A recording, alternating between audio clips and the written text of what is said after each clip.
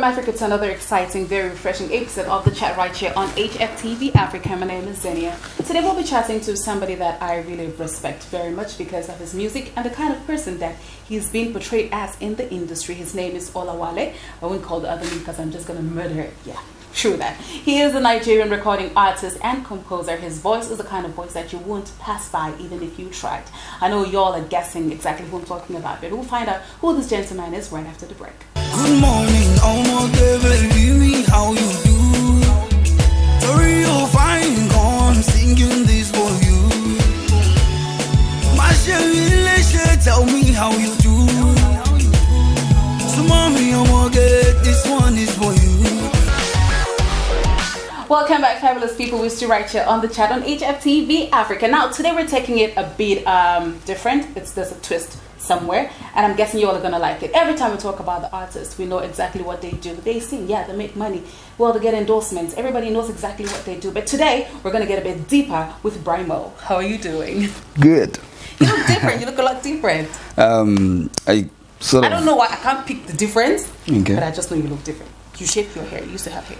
Yeah, sort of. Cool. So it's supposed to be actually all bald, but it's been growing for a few days. How are you? How Fine. have you been? Good. You're looking fresh. Bring the money. Let's share. Okay. After the show. After the show. Great stuff. So I read something that you wrote your first chorus when you were 4 years old. How true is that? 14 maybe. 14. Yeah. Can you remember it? Oh God.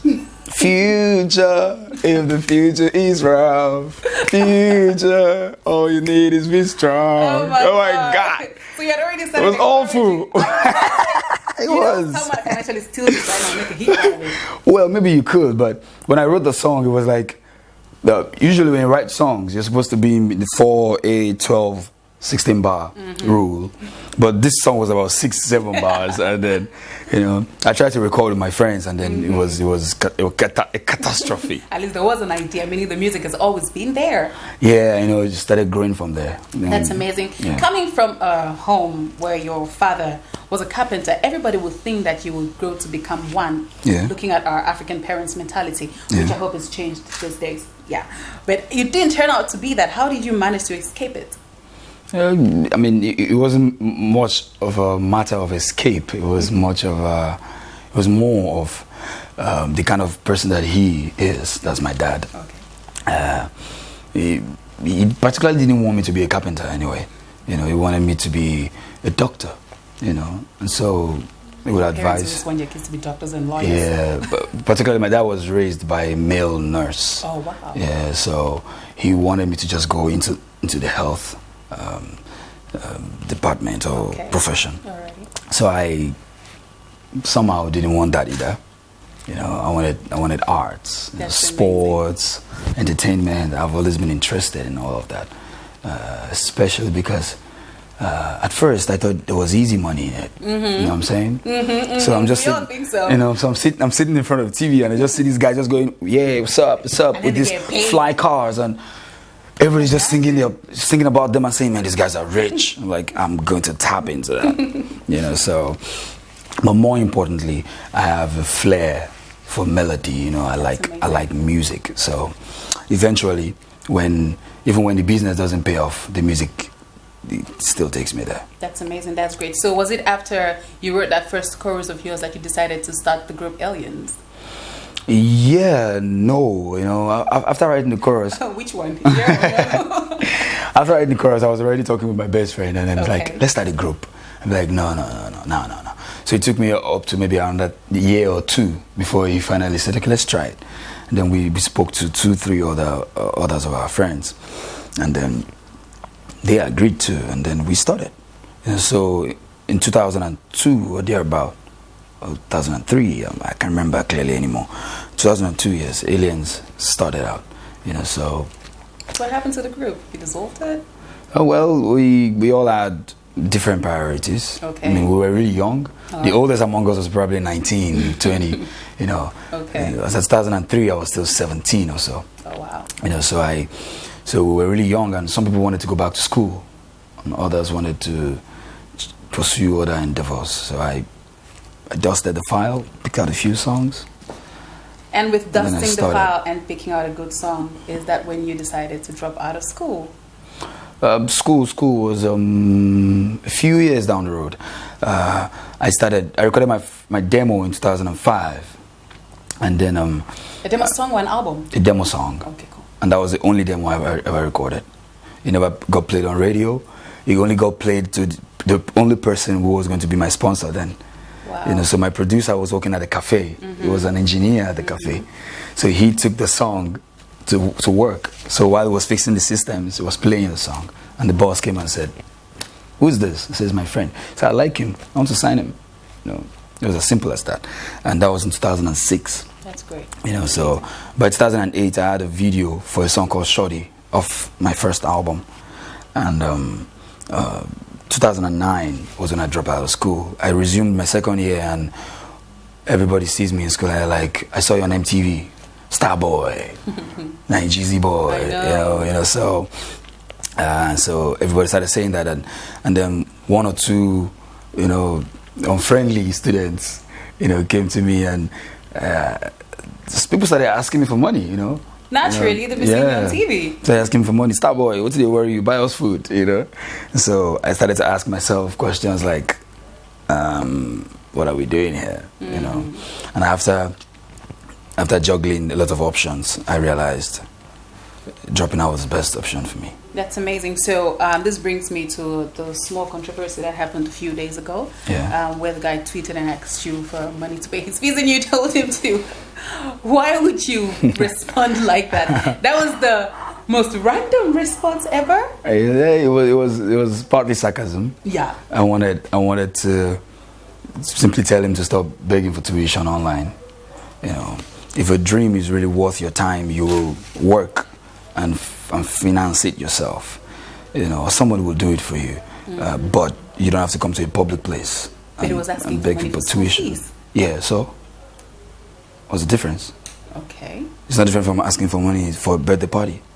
But in an economy where things are really not standing right now, maybe he was thinking like, okay, he dropped out of school, so he probably knows the worth of school, but he couldn't go through it because he had to follow his dream. So yes, maybe he can help me. I understand.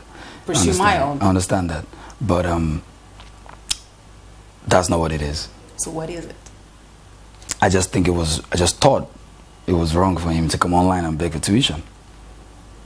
Yeah, you see, when I'm doing something, I can have one or two problems that I need to solve to be able to do it well. When you have 1, 2, 3, 4, 5 different things happening, you sometimes need to have a rethink and probably dump that line and pick something else. Something that works, you will see progress. You won't have to. How do I put it?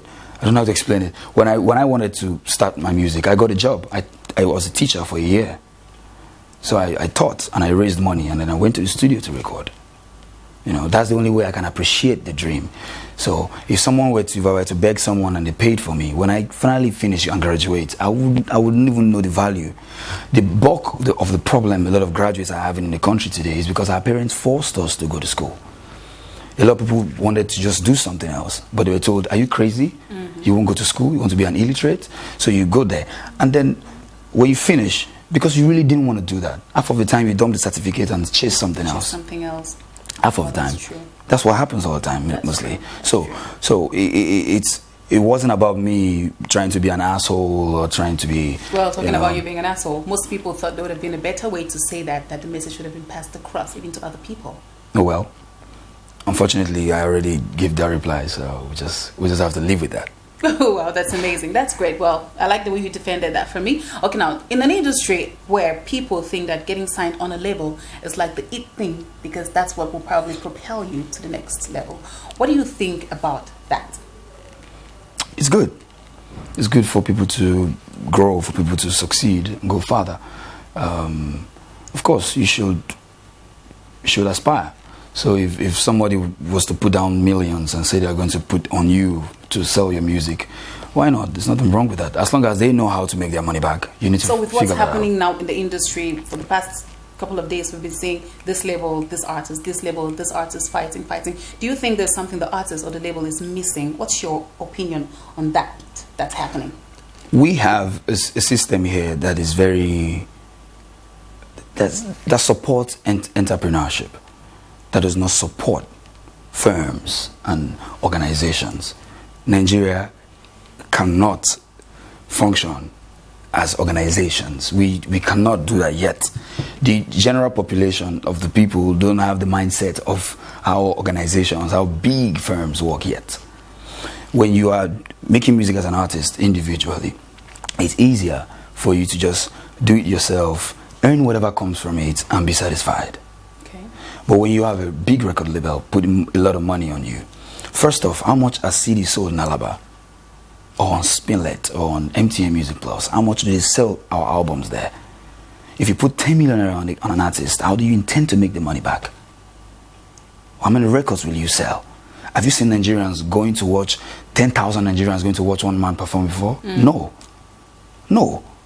If it's free, they'll come. If you have to charge 5K for it, you're not going to see 10,000 people. Of course. So, where exactly is the money coming from?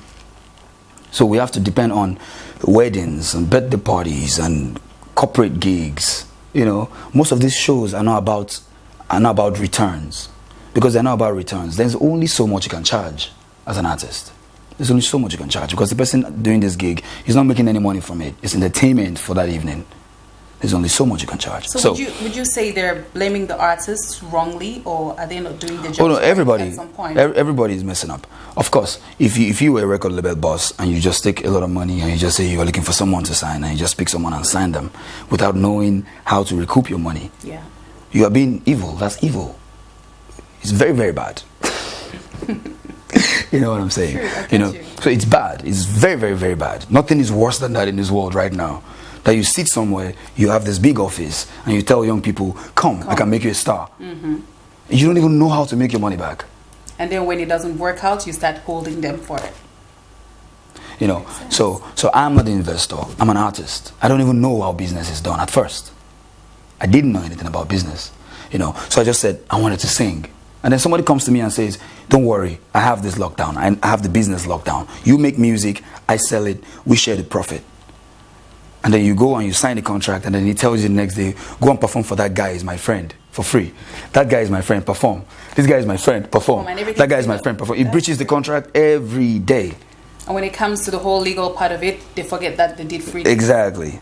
You know, so we don't even know when free gigs should stop. We don't even know when the artist is ripe to start earning anymore. We don't know. So it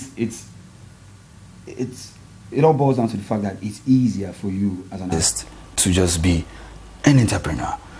Consider your music as you're opening a shop and you're selling wares. If it works, it works. If it doesn't, keep trying.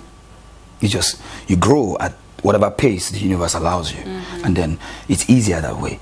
But if there is someone out there who knows a way by which he or she can recoup his our money, please go on and sign musicians. Enrich us. We want to be rich. But that is so true. But you need to have figured your business out first. So after leaving the label you were signed to, how have you managed to build your brand and keep it solid, this solid? I know for sure that because it's music, the music comes first. You know, as an artist, I have nothing if I don't have music. Irrespective of how much people love you or how much hits you scored in the past. Yeah. Nobody cares. True. What are you doing now? What are you doing now? And then our industry is such that everybody's trapped in one place. Everybody's judged by their first hit song. Everybody. True. So when somebody sees you 8 years, they go, oh my God, I really like that your song. I remember. Yeah, you know. So everybody's forced to be trapped in that place. You're not allowed to evolve. You're not allowed to grow. As soon as you grow, even though what you're doing now is better, they can all hear it. These kids go on Twitter and on social media and just complain about irrelevant stuff. That's true. So somebody's telling you, oh, Brymo's Klitoris is a great album. It's a 9 over 10. I just wish more people heard him. The album is 9 over 10. You like it. So your friend will like it. And then your friend's friend will like it. And then eventually, everybody gets to like it. So it is not your business how the musician does his business. That's not your business. Listen to the music, enjoy it. If you don't enjoy it, don't download it. Don't buy it. You tell me that your brand is standing strong. Pretty much. Pretty much. I mean, of course, when it started out, like every business, you lose. When I did MD&S in 2013, we had legal issues and cut injunctions, and then there was a lot of loss, a lot of investment opportunities, loss, close to maybe 100 million naira or more, you know. But I did it again with the help of my girlfriend, with the help of my manager, my producer, Mikimi Joses. I was able to still come around and then make music again, and then things sprung back up, and the business has financed itself. It has recouped money. It has put money back into itself, and it's working. It's functioning. Well, so you're telling me, in other words, that the sales in your music is yielding fruits when it comes naturally, to naira and kobo. Yeah, of course it pays. It pays. We get gigs, we get a lot of opportunities, but we don't just beg for food. We work and let opportunities find us. If you have a shop where you sell stuff, you don't at the same time go on the street and stand and beg everybody, say, come now, come and buy, come and buy. You don't do that. You ensure that your product is good, the quality is nice, and you treat your customers right when they come in. That's all you can do in business. Oh, that's great. Most artists these days tend to ignore, or they don't actually put focus on the legal part of your contracts when they get signed. That's why I feel like they get trapped. Is there something in that contract that actually pushes them out but ties them in? I don't know. But I know for sure that when I got signed in 2010, when I came into the industry in 2010, I did pro bono for the label. That's great. For a full year. It's called big hits like Oleku. You're generous. For free. You know what I'm saying? Yes. You know, but by law, by the laws that guide these things, I was supposed to get paid, whether it was a contract or not. Royalties. That was label. You know what I'm saying? So, and when the papers arrived, when it was time for me to sign a year later, I read through it. I did. I read every bit of it. The contract was not even made for the Nigerian market. Someone went online, jacked the contract, and brought it, and we started signing it. You know, so I read everything through, but that wasn't my business as long as we were doing business. So that's why I keep saying that everybody needs to pay attention to what they are doing. Don't do stuff because somebody did it. That's true. Don't. So I like that you're saying all these things, because there are artists out there who still make this kind of mistake. Yeah, so don't do anything because somebody did it. Because some artists left a label does not mean that it has to become rave. Yeah. Everything is a rave in Africa. Once somebody does it and the person is still standing, it must be good. Let's do it too.